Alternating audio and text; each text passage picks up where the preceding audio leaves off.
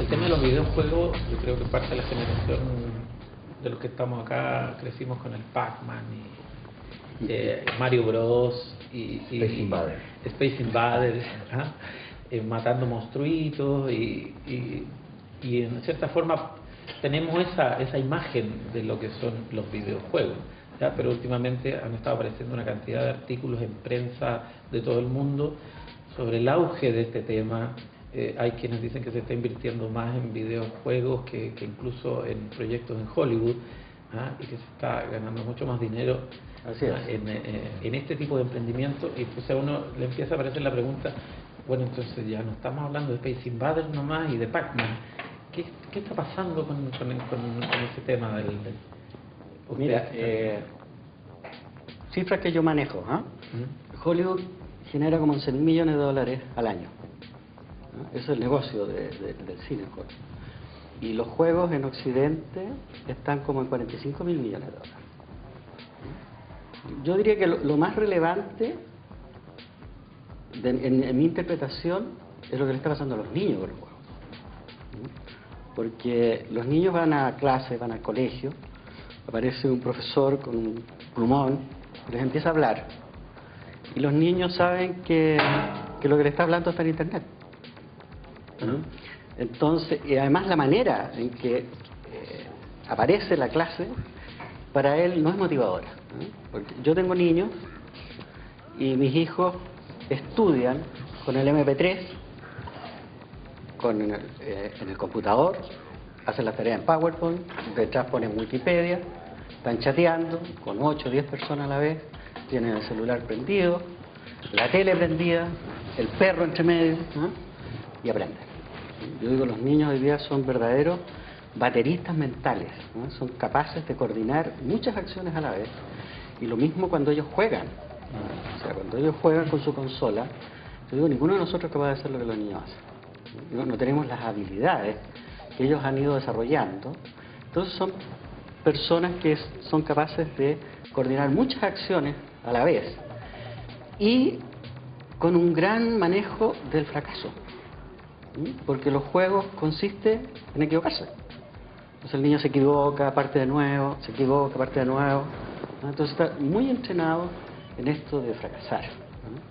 Y de coordinar muchas acciones a la vez y de tener coordinaciones psicomotoras, ¿ah? Etcétera, etcétera. Entonces yo digo que los juegos aparecen como una manera distinta de enseñar. Probablemente no nacieron así, pero hoy día las universidades están muy preocupadas de eso. Tú vienes de ese mundo. Yo el año pasado estuve en la Universidad de Georgia, donde hay un doctorado en juegos. Mucha gente estudiando y viendo los juegos desde distintos ámbitos, ¿no? De los ámbitos educacionales, de los ámbitos de entrenamiento, ¿no? La semana antepasada leí en el diario que un joven de 17 años ganó un rally. No había competido nunca. Y ganó el rally. Y lo que había hecho era jugar juegos de rally durante muchos años. Y nadie se explicaba cómo una persona de 17 años que nunca había corrido un tipo de deporte que requiere manejo, regulación, podía ganar. Y podía ganar por eso, ¿no? O sea, tenemos mundos que tienen que ver con la educación, con el entrenamiento, pero también con el entretenimiento. Parece que está muy fuerte entrando en el mundo del entretenimiento el tema de los videojuegos. A mí me gusta pensar que yo creo que esto tiene que ver con una suerte de emergimiento, de emergencia de lo que yo llamo edutainment. Y los juegos son un tremendo ejemplo de la mezcla entre información, conocimiento y entretenimiento. Y son mezclas cada vez mejores, ¿no es cierto?, de de discurso y de elementos que permiten entretener y educar. Y otra cosa, yo creo que respecto, si uno ve la historia de los medios, el videojuego presenta un cambio en general con respecto a el paquete envasado que se presentaba. Lo clásico del broadcasting, ¿no es cierto?, es la televisión o el cine que se presenta y usted lo consume tal como viene. El mundo en que estamos entrando tiene que ver con cómo los usuarios, los consumidores agregan valor, cómo producen conocimiento, cómo ellos generan partes del juego, por así decirlo, como los usuarios completan los juegos y los llevan a dimensiones que ni siquiera fueron pensadas por los diseñadores y por los ingenieros que hicieron, o por los programadores del juego. Entonces estamos entrando en un mundo donde se generan estas ecologías de aprendizaje, ¿no es cierto? Pensamos en The Sims, ¿no es cierto?, SimCity, World of Warcraft, ¿no es cierto?, donde se generan valores, comunidades, ¿no es cierto?, de todas estas personas aprendiendo, y muchas veces se producen acciones y contenidos que no fueron pensados en el primer minuto. Y eso tiene que ver con todo lo que se habla hoy en día de la web 2.0, etc. Es como el usuario, ¿no es cierto?, es el nuevo actor. Casi como si tú intervinieras en tu propia película ideal. Exactamente. Por ejemplo, un caso en Nueva York, sucedía que los niños decían, los niños decían, yo no quiero jugar, no quiero ver más televisión, el básquetbol, no quiero ver la NBA. Ya no la quiero ver, no me interesa porque yo no puedo controlar a los jugadores. Ellos preferían jugar y ser Michael Jordan, porque ellos permitían, ¿no es cierto?, digamos, involucrarse y controlar a los jugadores. Entonces eso también va a tener tremendo impacto en lo que es el avisaje publicitario, ¿no es cierto?, placement, etcétera, y cómo descripciones en tercera persona se transforman en descripciones de primera persona. Entonces el actor, ¿no es cierto?, pasa a ser el jugador y ya no mira a su ídolo, sino que él mismo es un alter ego de su ídolo. Hoy en día, una de las tendencias en ese sentido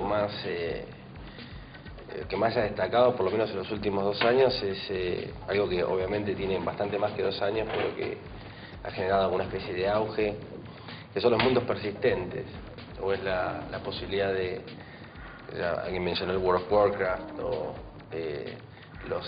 principalmente es un modelo que se está desarrollando muchísimo en Asia, más que en el mundo occidental. Estos persistent world que permiten a uno desarrollar un personaje, un avatar o digamos, un componente dentro del juego, pero que persiste dentro de un mundo que se va desarrollando y se van creando microtransacciones de todo este mundo, que cambia un poco el modelo de me compro un juego, lo llevo, los juegos, a veces lo termino, a veces no, el 80% de los juegos no se terminaba nunca.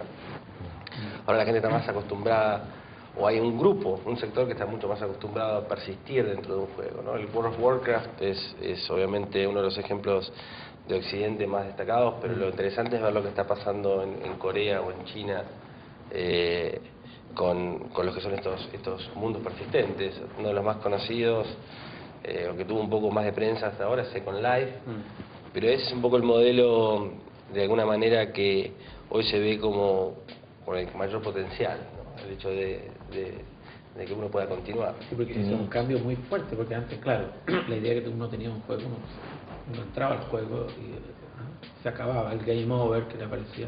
Claro, no había un final siempre. Claro, entonces esto de crearte un avatar, que es una identidad virtual que puede seguir indefinidamente participando y encontrándose con otra gente que está haciendo lo mismo que tú, y que se pueden hacer este tipo de transacciones que no son virtuales tampoco, que pueden ser virtuales y no, te generan una experiencia totalmente distinta a lo que nosotros estábamos acostumbrados. O sea, es como la parte de la simulación que yo le digo, o sea, gran parte de lo que ocurre dentro es la simulación, no sé, por el hecho de esta gente que nunca había manejado un karting y ganó.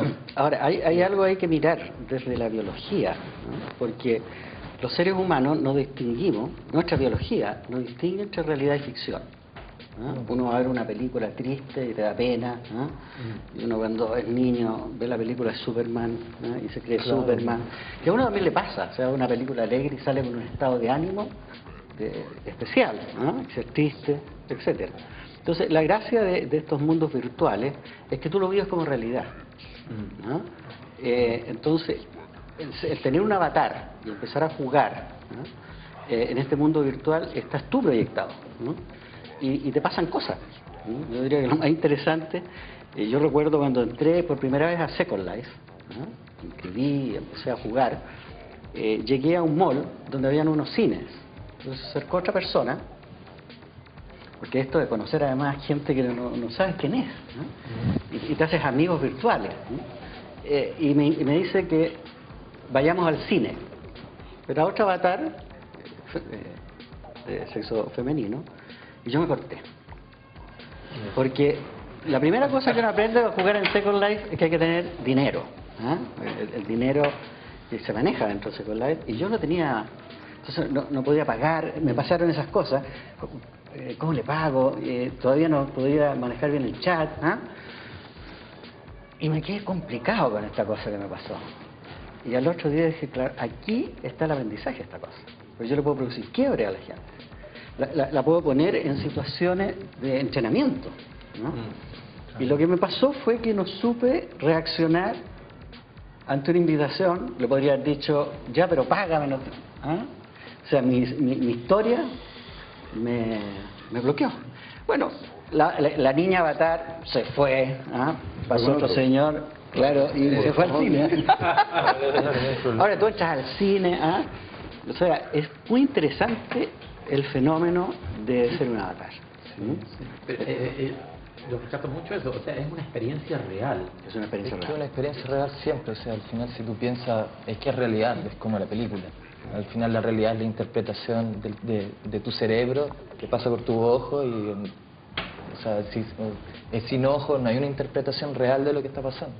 Entonces, la simulación siempre puede reemplazar a la realidad. O sea, no reemplazarla como tal, o sea, el hecho de que nosotros estemos reunidos, no nos podríamos reunir en Second Life con la misma calidad que lo estamos haciendo ahora, pero sí, eventualmente lo podemos hacer, porque en el caso que, no sé, pues tú estés en Nueva York y tú estés en Hong Kong y qué sé yo, igual se puede llegar a algo muy similar, que es la idea al final de todos estos juegos y es la gracia. Y es la parte, perdón, es la parte básica inicial, porque esto está partiendo. Claro, ¿Ah? Está recién, ¿no? Con muchas trabas, con muchos problemas. Luego estamos como en la etapa de, ¿cómo se llama el primer juego que se hizo? Pong, ¿no? Pong, claro. El Pong, ¿no? Estamos en la etapa del Pong. Claro. No, pero a ver, yo creo que se ha avanzado harto. O sea, si desde los tiempos del Pong a Second Life ha avanzado mucho ¿no es cierto?, motores de los juegos, la resolución, ¿no es cierto?, la búsqueda de las consolas, los contenidos. Yo creo que se ha avanzado mucho. Obviamente queda mucho en adelante, pero aquí hace 20 Me años... refiero a la vida virtual. Estamos recién en la etapa inicial. Yo creo que el cambio fundamental, lo que realmente transformó la forma de jugar, que lo que ha ocurrido obviamente en los últimos 10 años, es el hecho de poder transportar mi juego hacia una red y poder compartir mi juego con un número infinito de personas. Y ese es un cambio radical en la forma que antes uno tenía de jugar.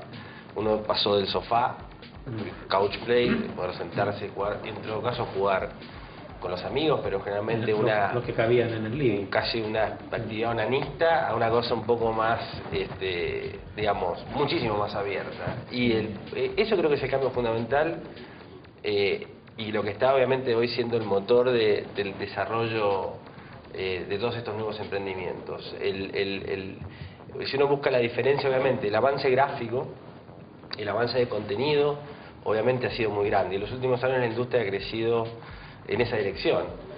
Los presupuestos de los juegos alcanzan cifras absurdas, 50, 60, 70, y uno dice, bueno, ahora se acabó y los presupuestos siguen subiendo, 100 millones, y uno dice, bueno, ¿hasta cuándo?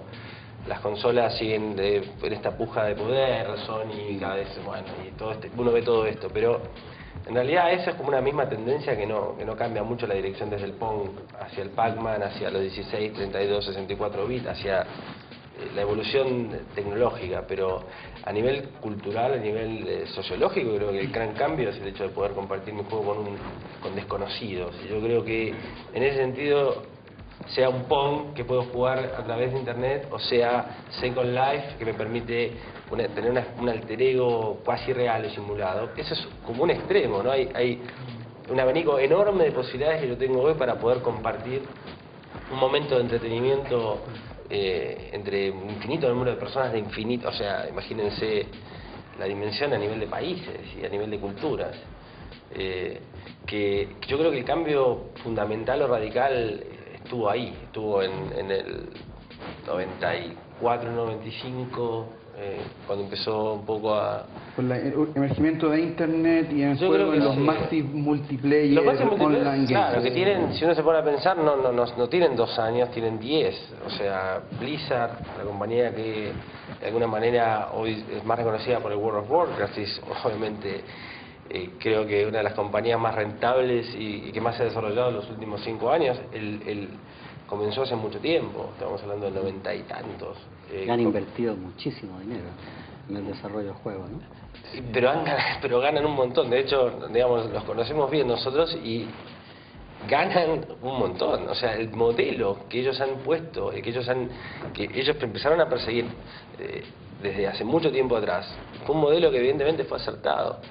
Y los modelos nuevos, que son un poco diferentes, que son los que justamente mencionaba antes, que es lo que está haciendo Corea, que es lo que está haciendo en general Asia, y que los americanos en este momento están tratando de alguna manera de poder llevar, que es distinto.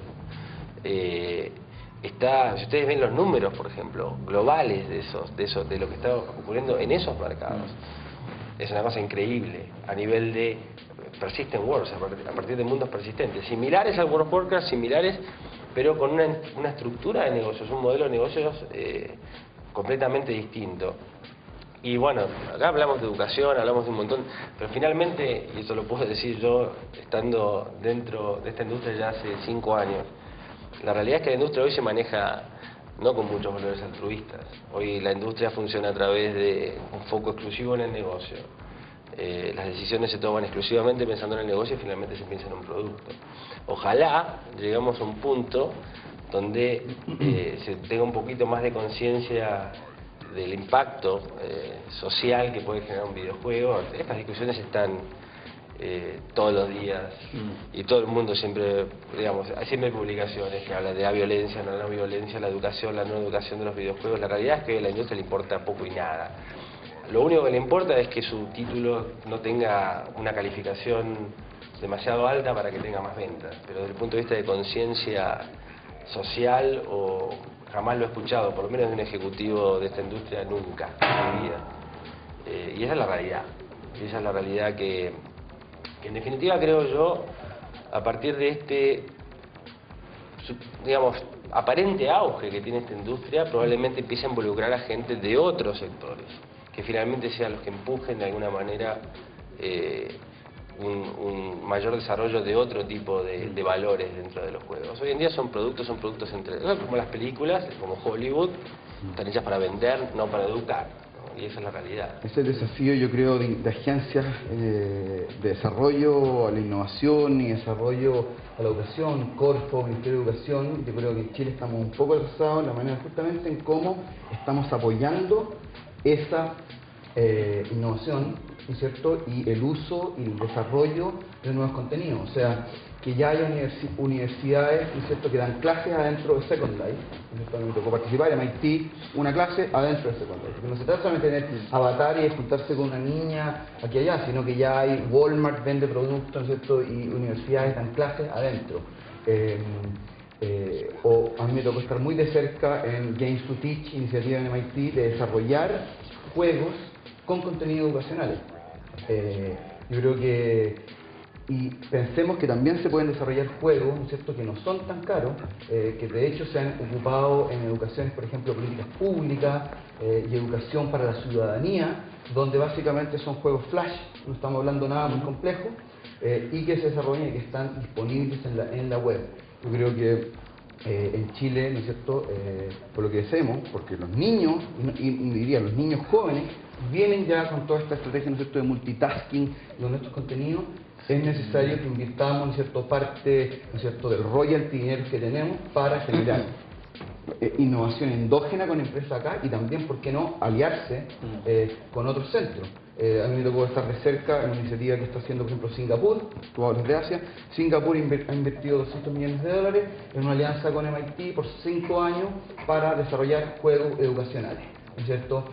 Usando PBAs, usando diferentes tipos para el desarrollo de la ciencia, el lenguaje, ¿no es cierto?, la matemática, la historia, etcétera, y ocupar ese potencial y enfocar todo ese material y ese contenido y esas skills que tienen ¿no es cierto?, los niños y los jóvenes para, ¿no es cierto?, aprender y conectarse, digamos, con estas nuevas maneras de aprender. Sí, yo lo que veo con lo que ustedes están diciendo es que en realidad estamos hablando de un nuevo lenguaje, de una nueva forma de comunicación, más que decir cómo mejoramos el videojuego, si le ponemos contenidos educacionales o no.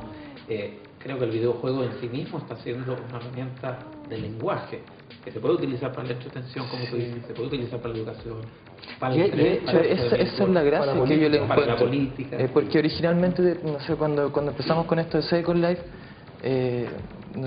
yo siempre decía, Second Life no es un juego, esto es una cosa seria y es súper seria, qué sé yo.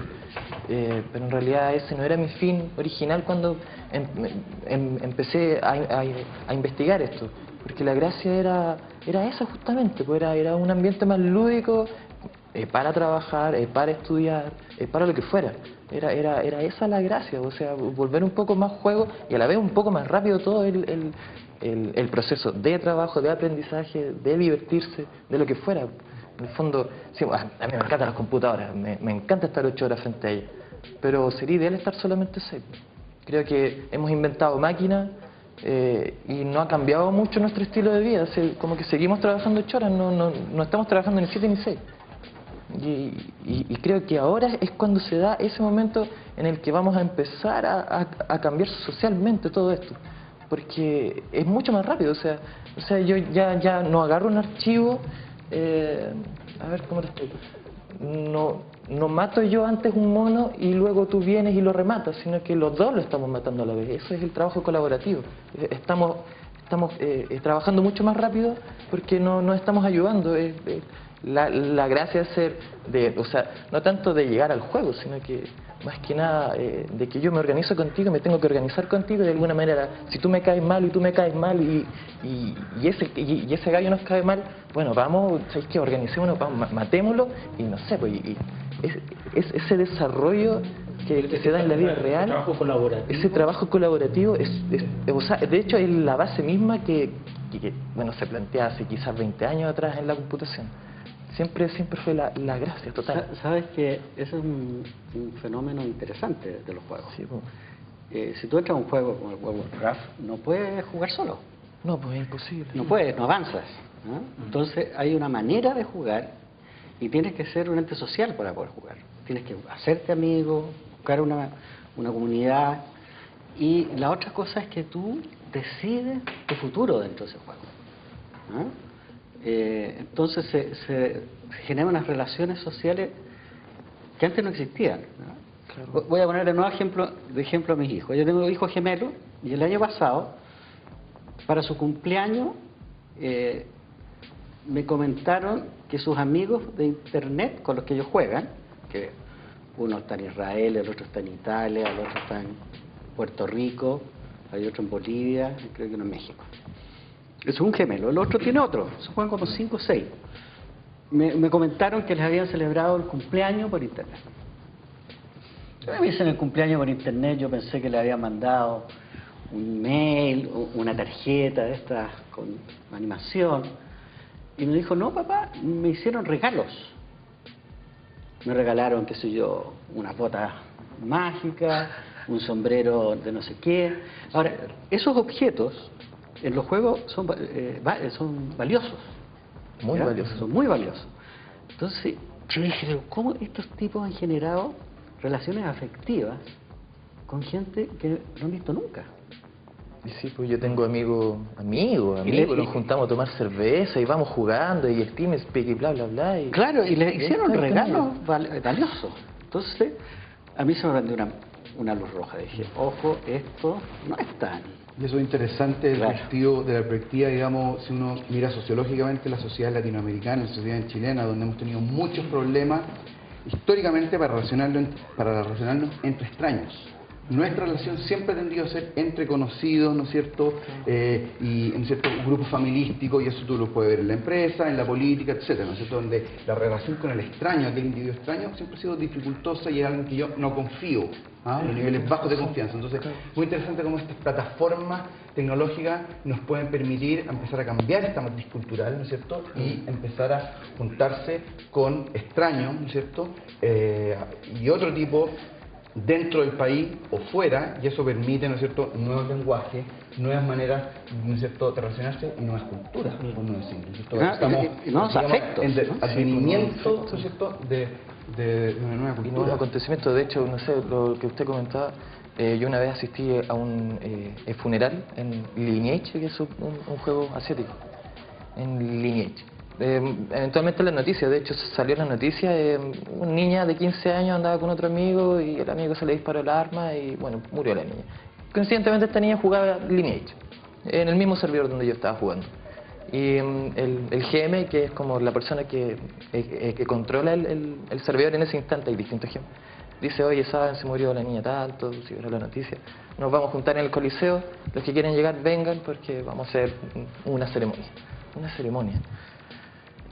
Llegamos de todas partes del mundo y nos juntamos Al funeral. Al funeral, 200, 300 personas llegamos. Insólita. Es insólito, eso es insólito, o sea, y yo me acuerdo que la primera vez que me llamó mucho, o sea, como que le entendí el poder comunicacional al asunto era porque estaba en Talking Island, es una isla, la isla de inicio de los humanos.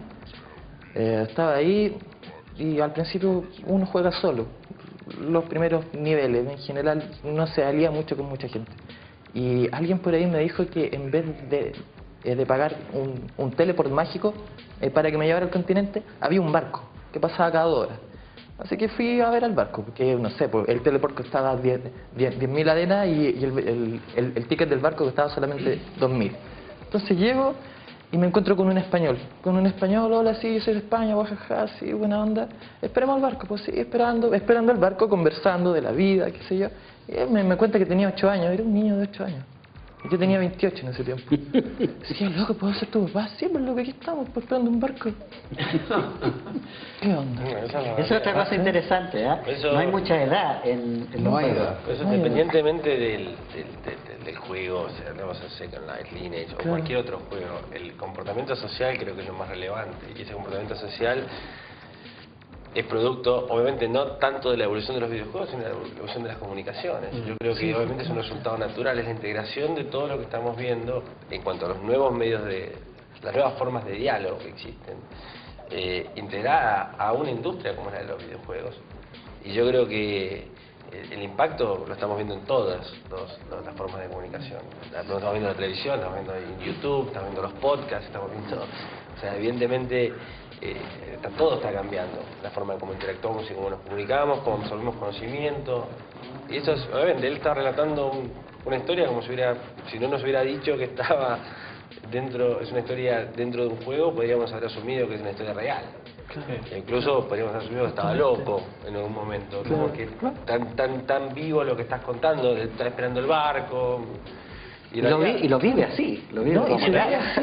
Cualquiera que haya estado en un mundo o haber interactuado en un mundo de estos, finalmente puede relatar las historias de esa misma manera, casi con el mismo poder imaginativo que en algún momento podría haber tenido, o que uno relata un libro, o una historia épica que leyó en un libro, uno se imagina las cosas. Lo digo que ahora, de alguna manera, el componente visual ayuda, pero la conexión final la hace uno en la cabeza. Y eso es el comportamiento interesante, aparte llevado al plano social, ¿no? Uno está sociabilizando con personas reales, con lo cual todo ese potencial imaginativo es multiplicado por la cantidad de gente con la que uno interactúa, que enriquece toda esa imaginación y lo hace muchísimo más rico que la experiencia individual que uno tenía antes, donde uno creaba su propio mundo. Ahora son millones de personas colaborando en esta imaginación general, lo cual es una especie de alucinación en masa. Bueno, ahora, de los que estamos acá, yo soy el único que no ha estado dentro de un videojuego, pero ya la experiencia que ustedes han relatado me genera una curiosidad enorme No, tiene que jugar. de poder hacerlo, ¿no? Porque o sea, la experiencia que se puede vivir, y yo creo que en eso también está la potencia de esto como industria, como negocio, es que al final uno le está generando algo que rara vez le genera a un cliente, que es una experiencia de este tipo. Así es. A un cliente le genera habitualmente distintas industrias satisfacciones pequeñas, suntuarias, Es lo que se llama la economía de la experiencia, así se ha llamado. La economía de la experiencia, justamente lo que estoy diciendo, de bienes y servicios a experiencia, generar experiencia. Entonces, realmente muchos negocios se orientan a eso. Yo creo que en los videojuegos es muy patente, ¿no es cierto?, esto, digamos, de la economía de la experiencia, de generar mundo alternativo, de, como dicen los psicólogos, desarrollar diferentes alter ego. En estas imaginaciones se potencian y se desarrollan, ¿no es cierto?, y se gatillan diferentes yos, ¿no es cierto?, diferentes egos que están en supuestamente esta idea central, ¿no es cierto?, que tenemos yo soy yo y A igual a todo el tiempo. Lo que parece acá, el psicólogo mostraba también, que con los videojuegos, ¿no es cierto?, tenemos diferentes personalidades, ¿no es cierto?, que tienen cierta consistencia en el desarrollo del tiempo. Pero claro, economía de la experiencia y diferentes alter ego que yo creo que ahí interesante ver cómo eso también, esa plataforma se usa para la educación y también como negocio, ¿no es cierto?, de generar una experiencia. Bueno, y medios ya lo están haciendo, medios, ¿no es cierto?, New York Times y otros, de repente, que ponían, ¿no es cierto?, algún jueguito, ¿no es cierto?, en sus plataformas, cosa de empatizar, ¿no es cierto?, con los usuarios. Son como los cómics que habían antes, que eran bidimensionales. Sí. Estos son animados, ¿no?, y probablemente van a terminar siendo interactivos. Pero hay algo que tú dijiste que es bien interesante de mirar, ¿no? La semana pasada leí en un blog que los niños con los juegos han desarrollado partes del cerebro que las demás personas no tienen desarrollado. Porque esto de poder administrar tanta variedad, ¿no?, a la vez, ¿no?, porque hay niños que saben hacer cosas con los botones que el niño al lado no sabe hacer, ¿no? Yo soy un observador de mis hijos, ahí aprendo, ¿no? Además los hijos hoy día son medios paternales con los padres, al revés, ¿no? Claro. Cuando uno tiene un problema, él lo toma y dice: papá, un día no podía tirar una foto por mi celular a mi blog. Sí, mi hijo me dice: papá,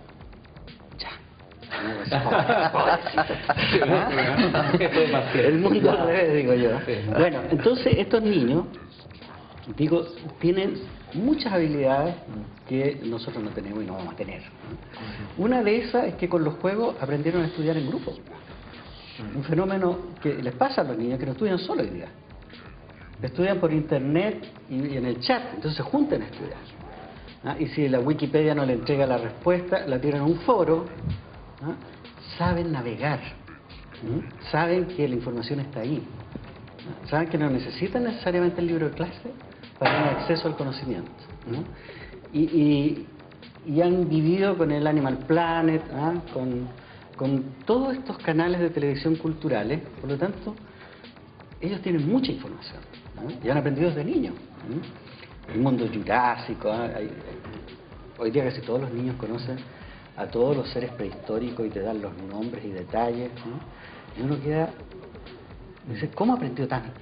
¿no? Y la verdad es que aprendió jugando, ¿no? Sí. Ojo que quizá ahí hay un problema que se ha empezado a observar en Estados Unidos con las enfermedades de déficit de atención. O sea, yo creo que eso, el otro lado va a ser un poco abogado del diablo, porque yo también comparto, digamos, todo este optimismo, ¿no es cierto?, y todas estas potencialidades de los videojuegos y el multitasking, etcétera. Pero una enfermedad en aumento impresionantemente son los déficits atencionales, ¿no es cierto?, que en parte tienen que ver, yo creo, con este mundo, ¿no es cierto?, plagado de estímulos. Sí, yo creo que ahí hay algo que hay que ir manejando.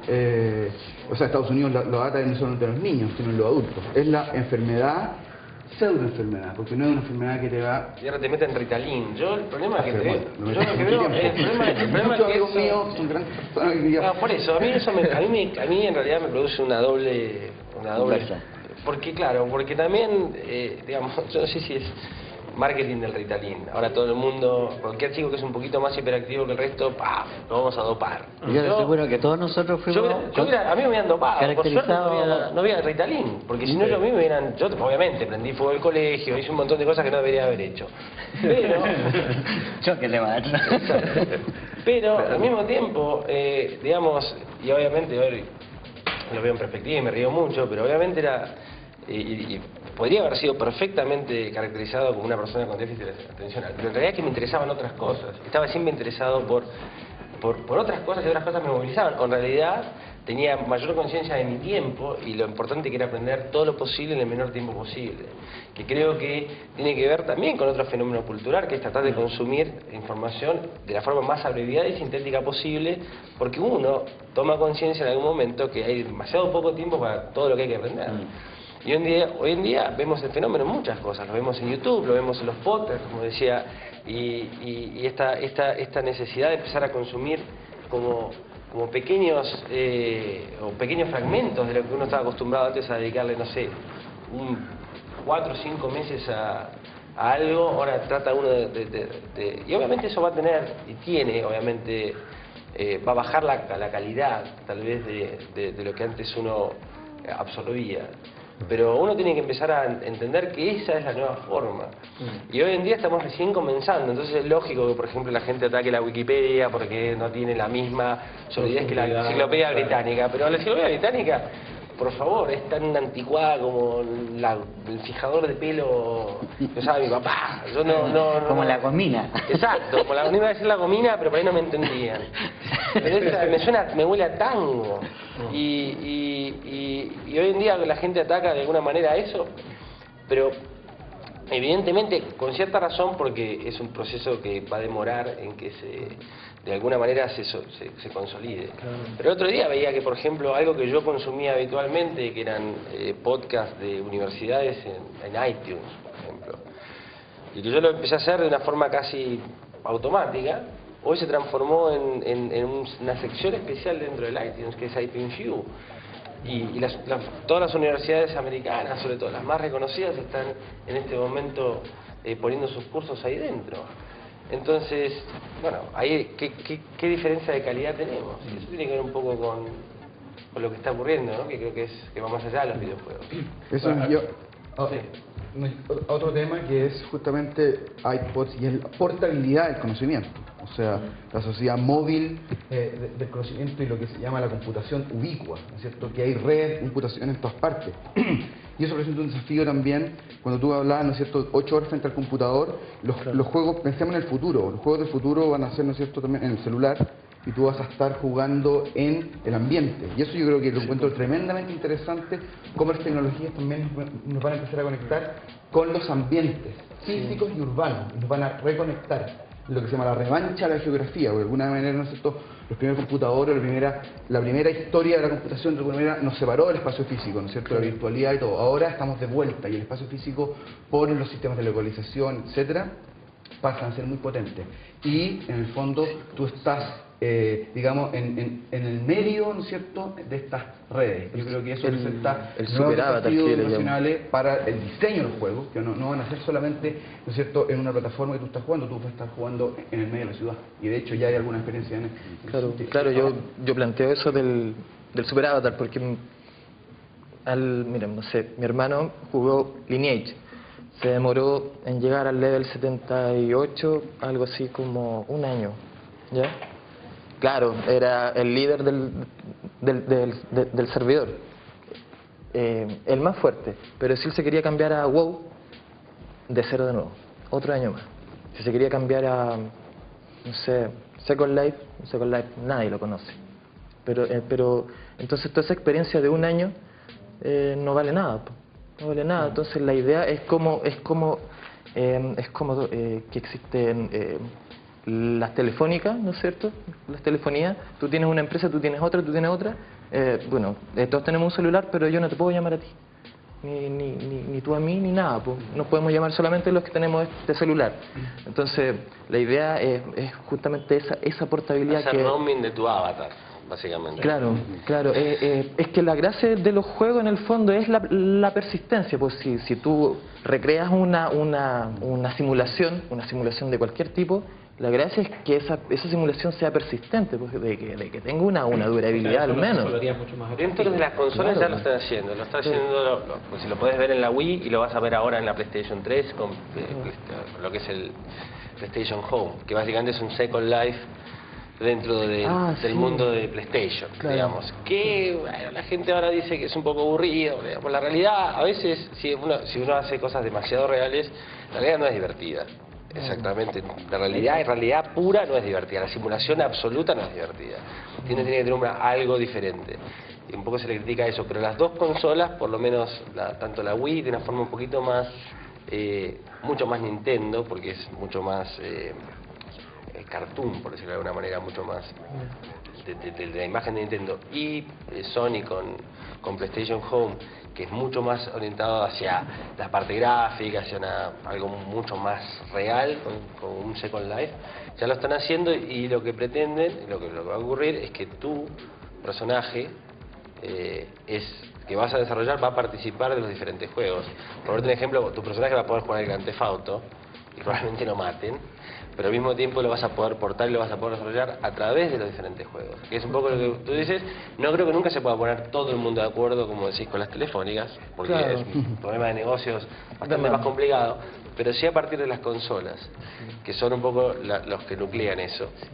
PC es un mundo aparte, digamos, ¿no? Oye, No, además. hay una cosa que uno puede mirar cuando digo que estamos recién partiendo. Por ejemplo, Wii ahora tiene movimiento. No tiene una consola que yo administro sentado, ¿no? Yo juego tenis y muevo el control, llamémoslo así. Entonces ya es con mi cuerpo el juego, ¿no? Entre mi cuerpo a interactuar. Y probablemente, no sé, no se me ocurre cuántos años más, los juegos van a ser tridimensionales. Y por eso yo digo que esto está tan cerca de la educación, y la educación va a ser tridimensional. De PowerPoint vamos a pasar a que vamos a estudiar los mamíferos y vamos a tener un elefante dentro de la sala. Porque eso es, o sea, esa tecnología hoy día existe. Lo que no existe todavía es cómo la convierto eso en algo asequible al mundo. Las imágenes tridimensionales de láser con nanoláser, no con 3 rayos, que es el estándar tradicional. Los japoneses han desarrollado un sistema en que generan imágenes en el espacio con un nanoláser. Y 20, 30 años más vamos a estar todos viviendo el mundo virtual y rodeados del mundo virtual, tridimensional y no bidimensional como hoy día. Ahora, como para ir cerrando, enfoquémonos para cerrar en el mundo de los negocios. ¿Cómo se está aprovechando esto como oportunidad, ya sea como una persona independiente, un joven que quiere hacer carrera en esto, o las empresas en Chile y en Latinoamérica? ¿Cómo están aprovechando esta oportunidad? Yo te voy a hablar de lo que yo hago en Chile País de Diseño, con un grupo de profesionales, jóvenes, emprendedores, y también del mundo empresarial.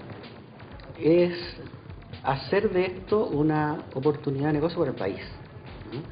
Porque cuando uno se pregunta cómo diablo un país como Nueva Zelanda hace una película como El Señor de los Anillos, si no tiene la tradición de Hollywood, ¿no? Y con el mismo estándar, es porque la tecnología te lo permite, ¿no? Te permite acceder con software como Maya, ¿no? Yo digo Maya, ya lleva 5 Óscares, ¿no? Nadie más tiene tantos Óscares como un software como Maya. Entonces, un país como Chile podría tener eso. Un país como Chile podría ser un país un desarrollador de juegos educacionales, etcétera, ¿no?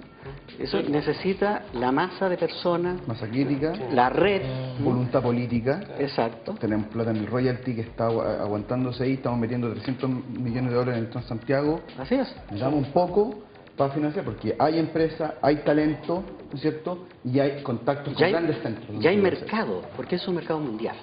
Entonces, Claro. si la India puede hacer lo que hizo en el mundo de la informática, ¿por qué nosotros ya no vamos a poder ser una opción a ser un país con grandes desarrolladores Perdón, en el mundo. sí, nosotros de alguna manera, digamos, creo que empezamos hace 4 o 5 años, pero de alguna manera creo que somos la prueba evidente, más que pioneros, que es una palabra que a mí no me gusta achacarme. No, pero en realidad somos una prueba viviente de que se puede. O sea, ya antes podría ser uno un proyecto potencial, uno podría dudar. Hoy nosotros lo hicimos. De una manera o de otra, la compañía nuestra demuestra que se puede hacer. Y no necesitamos tanto capital inicial. No necesitamos solamente ganas y empuje. Y creo, sin asignarnos a nosotros ningún tipo de fin altruístico, cuando lo hicimos como un negocio. Pero creo que hemos abierto, la posibilidad. Porque tuvimos que chocar contra 1.500 barreras para poder vender a Chile como un país que podía hacerlo con talento. Tengo 1000 anécdotas que contar de lo que fue desde que comenzamos hasta que finalmente en diciembre del año pasado la compañía termina siendo comprada por los dueños de Blizzard. Pero la realidad es que si uno lo analiza el caso, la respuesta es: no hay ningún tipo de duda de que como se pueden desarrollar estos negocios acá con talento local. O sea, el talento está, el 90%, 99% de la gente que trabaja en nuestra compañía es de acá. No tuvimos ninguna necesidad de salir a buscar ni talento ni conocimiento fuera. Obviamente fue un proceso un poco más largo, fue un proceso de enseñar y sobre todo de enseñar a trabajar. Pero la realidad es que no hay que mirar mucho. Y nosotros, como siempre digo, nosotros nunca nos enfocamos en el mercado local. Jamás miramos a Chile como nuestro mercado porque es demasiado pequeño. Miramos hacia afuera. Yo creo que eso tiene que ser el objetivo de cualquier emprendimiento dentro de esta industria, porque un tema que no tocamos, un tema más de negocios, que acá en Chile no existe la industria de los videojuegos y no va a existir por mucho tiempo, porque acá la gente no compra los juegos, acá los piratean. Y eso es un 90%. Industria persa Bio, o sea. Y vos hablabas del Maya, que ganó 5 Oscar, y acá el Maya no lo compran, acá lo piratean. Entonces, hasta que no cambiamos esa cultura, una cultura un poco más seria de emprendimiento, más serio, eso no creo que pueda prosperar acá. Yo creo que educar este tipo de iniciativas, porque yo creo que mucha gente que tiene capital semilla, que tiene dinero que puede financiar, piensa en los videojuegos, una cosa cabros chicos, piensa en Space Invaders. No piensa en las potencialidades que tiene esto, como generar una plataforma de simulación, ¿no es cierto?, una industria que gana más dinero que Hollywood, que está, ¿no es cierto?, en la punta, desarrollando patentes, etcétera. Entonces yo creo que hay una cosa de educación a, ¿no es cierto?, todos los stakeholders que pueden manejar o estar en este proceso productivo. Yo creo que hay una cuestión de educación a la opinión pública y a aquellas personas que aquí hay oportunidad, porque ellos pueden ver Guanaco Games, ok, es una excepción, pero aquí hay espacio, yo creo, para que haya otros Guanaco Games. Miles. Sí, definitivamente. Hay mucha Son tecnología dando vueltas mundial, ¿no? Agradezco que hayan venido la conversación acá hoy día. Y a ver si seguimos otro día hablando de esto, está muy interesante. Gracias por la invitación. Sí, gracias por la Gracias, felicitaciones por el programa. Nuevo programa, Universidad Mayor.